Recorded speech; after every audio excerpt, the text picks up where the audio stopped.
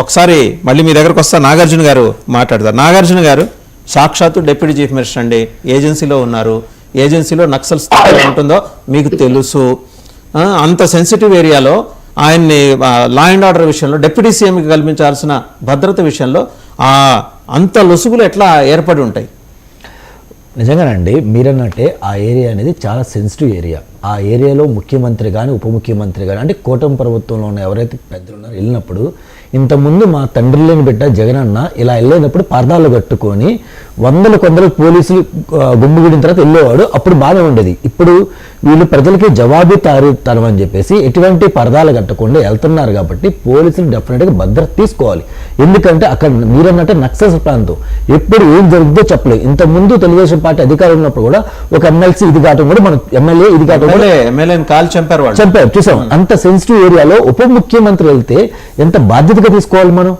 అలాంటిది ఒక ఐపీఎస్ అధికారి వచ్చి అతను డూప్లికేట్ చూస్తే తెలిసింది. ఎలా ఎవరైనా ఐపీఎస్ అధికారి కానిస్టేబుల్తో సెల్ఫీ తీసుకుంటారండి? తీసుకొని స్టేటస్లు పెడతారా? అసలు వాళ్ళు తీసుకున్నప్పుడు పోలీసులు నువ్వు మాతో తీసుకున్నావు, నీ రేంజ్ పెద్దది కదా, నేను మీతో తీసుకోవాల్సింది, మీరు నాతో తీసుకుని అప్పటికప్పుడు పట్టుకొని స్టేషన్లో వేయచ్చు కదా, ఎంక్వైరీ చేయొచ్చు కదా, ఐడి కార్డు చెక్ చేసుకోవచ్చు కదా.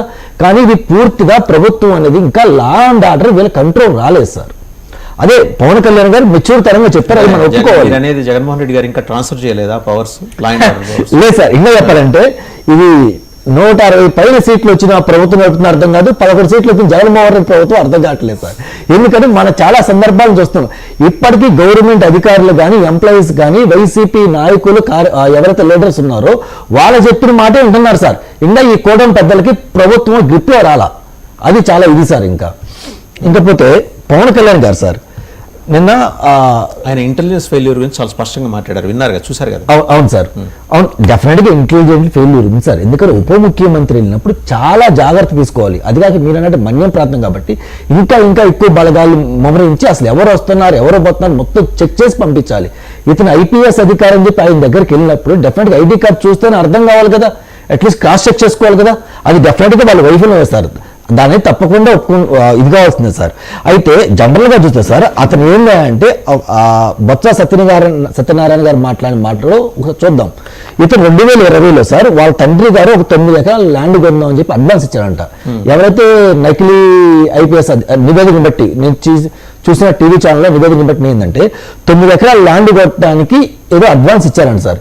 ఇచ్చిన తర్వాత వాళ్ళ నాన్నగారు చనిపోయిన తర్వాత ఆ దస్తావేజులు బయటపడిన తర్వాత దాని ఇష్యూ మీద ఇతను నకిలీ ఐపీఎస్ ఆఫీసర్ డ్రెస్ ఎత్తుకొని అక్కడ తిరిగితే కొంచెం పరిచయాలు అవుతాయి, దాన్ని అడ్డం పెట్టుకొని ఎక్కడైతే ల్యాండ్ ఉందో దాన్ని సెటిల్మెంట్ చేసుకుందాం అని చెప్పి వెళ్ళినట్టు నివేదిక వచ్చింది సార్.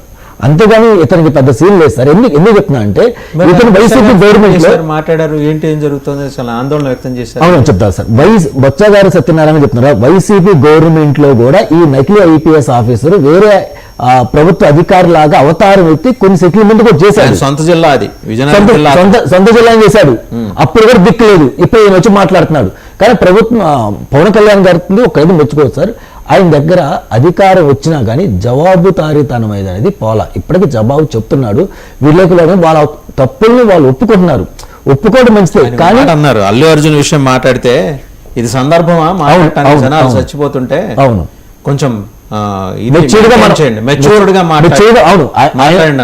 ఇంతకు ముందు ఈ కాంట్రవర్సీలో ఆయన ఏం మాట్లాడదలుచుకోలేదు అనేది మెసేజ్ అది అలాగా సార్. ఇంతకు ముందు పవన్ కళ్యాణ్ గారి మీటింగ్ చూస్తుంటే ఊగుతా రెచ్చిపోతా విచ్చలవిడిగా మాట్లాడారు. కానీ ఉప ముఖ్యమంత్రి అయిన తర్వాత భిన్నంగా దాన్ని పక్కన పెట్టేసి ఒక జవాబుదారీతనంతో పనిచేస్తున్నాను మనం ఒప్పుకోవాలి. ఆల్మోస్ట్ రాజశేఖర రెడ్డి గారి లాగా కోపం నరం తెగిపోయింది, నాకు తెగిపోయింది, దాన్ని మనం ఒప్పుకోవాలి సార్. కానీ ఇక్కడ ఉప ముఖ్యమంత్రి గారు అంటే ముఖ్యమంత్రి గారి తర్వాత హెడ్ ఎవరే అంటే ఉప ముఖ్యమంత్రి గారే. ఈ శాఖలన్నీ కూడా ముఖ్యమంత్రి గారి తర్వాత ఈయన పర్యవేక్షించవచ్చు అని వాళ్ళు పెద్దలు ఒప్పుకున్నారు. ఈ ఫెయిల్యూర్లో అనేది పవన్ కళ్యాణ్ గారికి కూడా బాధ్యత తీసుకోవాలి సార్.